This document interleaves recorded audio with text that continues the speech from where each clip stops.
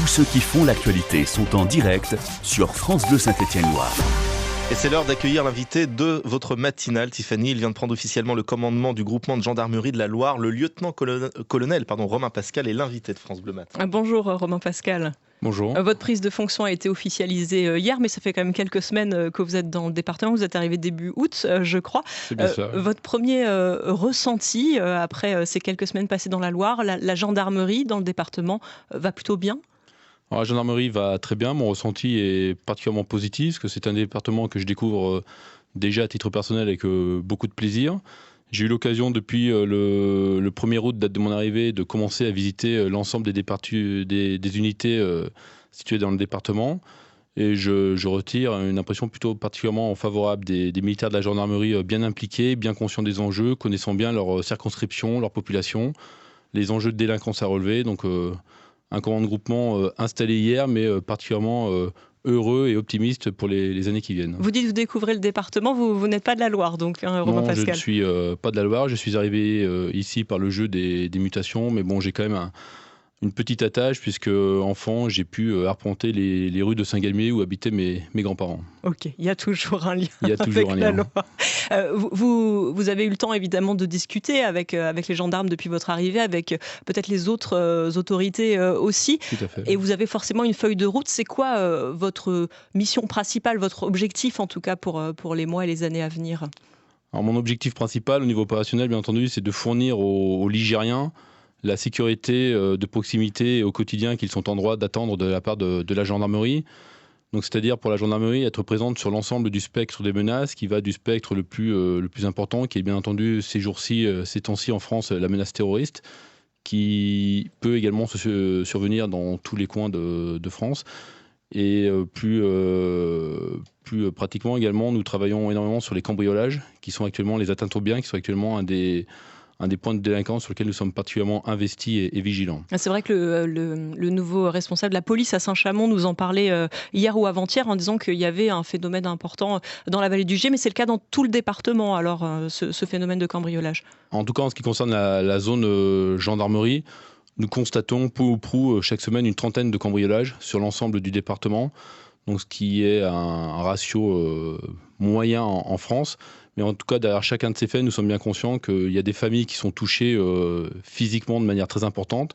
Donc nous y travaillons, nous avons un système d'enquête, de constatation que nous mettons en place systématiquement pour apporter la meilleure réponse et puis pouvoir lutter vraiment efficacement contre ce type de délinquance qui est particulièrement mal ressenti et à raison par les gens qui sont touchés. 7h53, l'invité de France Bleu Matin aujourd'hui, le lieutenant-colonel Romain Pascal. Il y a peut-être une autre mission, enfin, elle fait partie des missions de la gendarmerie, c'est la sécurité routière aussi. Le délégué interministériel était dans la Loire cette semaine.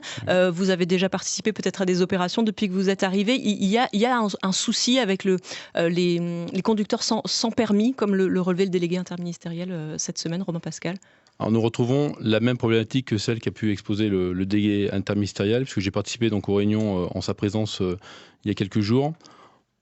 Et pour reprendre les mots du directeur de cabinet de la préfecture, on a un bilan qui est mitigé sur la Loire, parce que pour ce qui concerne la zone gendarmerie, nous constatons un nombre égal d'accidents par rapport à ceux constatés l'année dernière. Le bilan en termes de personnes blessées est particulièrement favorable, puisque nous enregistrons une baisse assez conséquente. Par contre, malheureusement, nous avons un nombre de tués sur les routes qui est plus important que l'année dernière. Nous avons constaté 15 accidents mortels cette année contre 14 à la date d'aujourd'hui l'année dernière. Donc bien entendu que nous sommes particulièrement vigilants. En zone gendarmerie, et sans présumer de ce qui se passe sur la zone métropolitaine de Saint-Étienne, puisque les usagers ne sont pas les mêmes, les voiries ne sont pas les mêmes. Nous, ce que nous constatons en zone gendarmerie, c'est que les gens se tuent principalement très, très près de leur habitation. La personne qui est directement impliquée dans l'accident mortel ou la personne tuée sont souvent à moins de 5 ou 10 km de leur lieu d'habitation. Donc c'est vraiment des usagers du quotidien sur des axes qu'ils connaissent. C'est vraiment de la délinquance routière de proximité.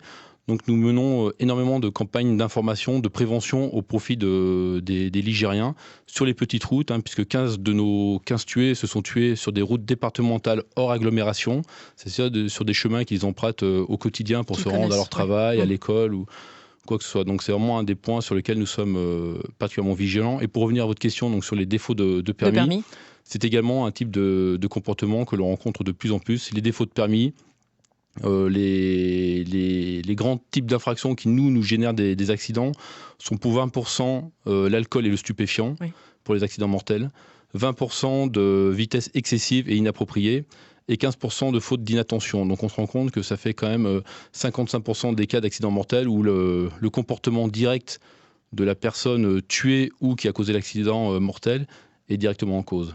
Une dernière question, Romain Pascal, rapidement, concernant les locaux de la gendarmerie dans la Loire. On a parlé plusieurs fois ces derniers mois d'un projet de regroupement sur un même site de police et gendarmerie. Il paraît qu'il y aurait un nouveau projet, peut-être un peu moins ambitieux que celui qui a été retoqué l'année dernière. Vous confirmez ? Tout à fait. Donc ce projet d'hôtel de la sécurité qui avait été porté il y a quelques mois, quelques années, est désormais définitivement abandonné. Et nous travaillons donc pour ce qui concerne la caserne Bergson, donc de la caserne de Saint-Étienne de la gendarmerie, oui, un projet visant à créer une nouvelle entité, une nouvelle enceinte sur l'agglomération stéphanoise. Qui serait pas trop loin de la gare, c'est ça ? C'est ça. D'ailleurs, en vous quittant tout à l'heure à 9h, on a la première réunion de travail avec l'EPAS, l'établissement public d'aménagement de Saint-Étienne, pour travailler à la mise en place de ce projet. Merci beaucoup. On aura l'occasion d'en reparler avec vous, Romain Pascal, nouveau responsable du groupement de gendarmerie de la Loire. France Bleu Saint-Étienne-Loire.